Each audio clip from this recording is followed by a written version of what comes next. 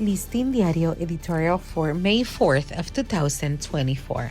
We survive even if they bid us. There is no freedom more battered and threatened than that of the press and the expression of thought, considered the cornerstone of the democratic system. Its fragile state in these times is the result of a disturbing decline of the system that leads it to a dangerous mutation towards so-called authoritarian democracies.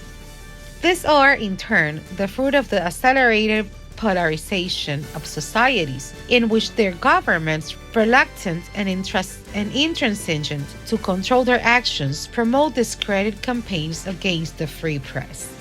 From these discredit campaigns, they move on to more direct and often ominous attempts to limit these freedoms with legislative restrictions, with suppression of incentives and advertising, or with direct attacks against the integrity and lives of journalists.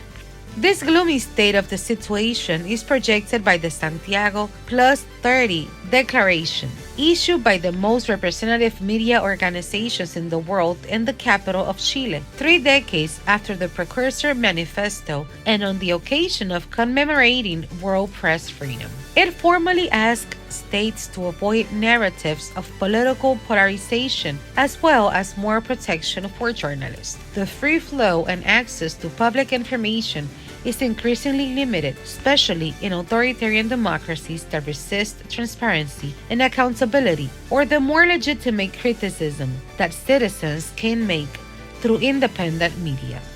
Threats to this freedom also find fertile ground at a time when new technologies that have transformed the business model of the press have influenced the disappearance of media or a precarious level of self-sustainability of this.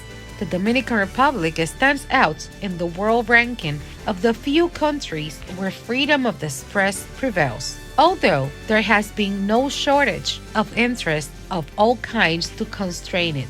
In the world ranking that Reporters Without Borders has just shown, we are in 35th place among 180 countries.